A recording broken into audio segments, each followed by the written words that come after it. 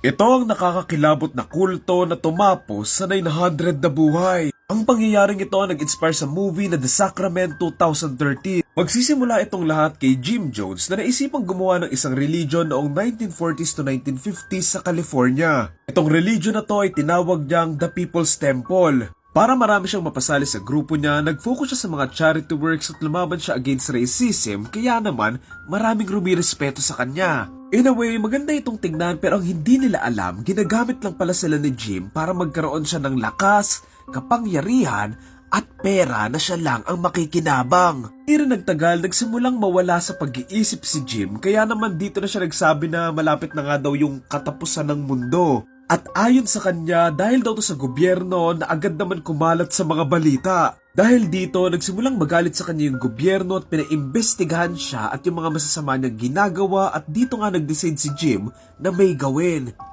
In 1977, nag-decide si Jim na ilipat yung buong religion niya bago pa ito ipasara ng gobyernong pinapakialaman sila.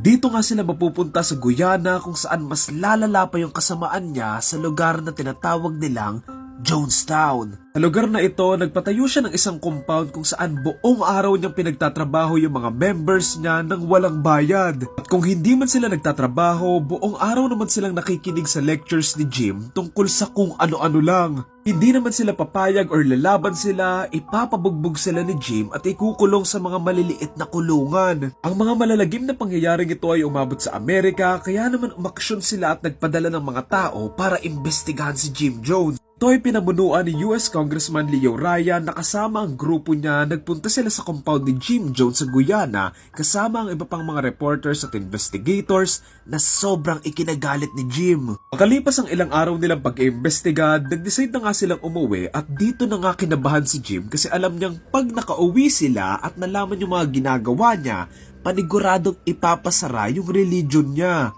Kaya para pigilan nito, nagpadala siya ng mga armadong tao sa may airport at pinaputokan yung congressman at mga kasama nito. Ima sa kanila ang agad na binawian ng buhay habang yung iba naman ay nakatakbo sa may gubat na nakuhanan pa nila ng video.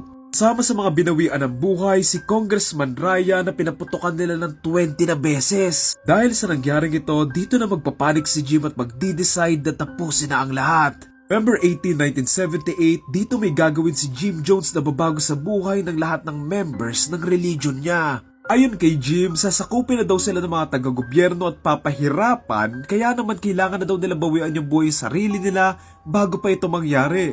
Dito siya nag-utos na magtimpla sila ng juice or inumin na ipapainom niya sa mga members nila. Pero hindi lang ito isang normal na inumin dahil nilagyan nila ito ng lason or cyanide na tatapos sa lahat ng iinom nito. May mga ilang sumasamba kay Jim na ininom lang ito at hindi nagreklamo. Pero marami din ang umayaw at lumaban dahil ayaw pa nga nilang matapos yung buhay nila. Siyempre, hindi pumayag si Jim kaya naman sapilitan niya itong binigay sa kanila. Nawakan, binuksan ang bibig at binuhos sa mga lalamunan nila ang mga nakakalason na inumin. Sa ilan, tinurok pa ito sa bunganga at katawan nila, kabilang dito ang mga bata. May isa pa nga daw member na pumayag naman daw siyang uminom pero sinabi niyang wag naman daw yung mga bata, pero sinabihan lang siya ni Jim na deserve nila yung peace kaya kailangan nila silang bawian ng buhay. May mga ilang tumakbo sa may gubat para makatakas pero marami sa kanila ang nahuli at sapilit ang pinainom nung lason. Pagdating ng mga pulis sa may Jonestown, dito sila magugulat at magsisigawan nang makita nila ang daan-daang taong nakahandusay at wala ng mga buhay. Halo-halo ito, may mga matatanda, may mga nasa 30s to 40s at maraming mga bata.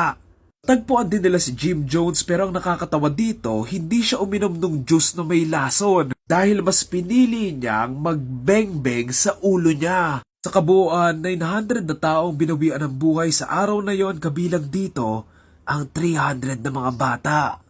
Sa panahon natin ngayon, maraming nagsasabing paano sila naniwala sa kanya at bakit sila sumunod sa lahat ng utos ni Jim Jones. Pero ang nakakatakot dito, hanggang ngayon, nangyayari pa rin ito sa napakaraming mga tao. Minsan, hindi mo alam na kabilang ka na pala dito.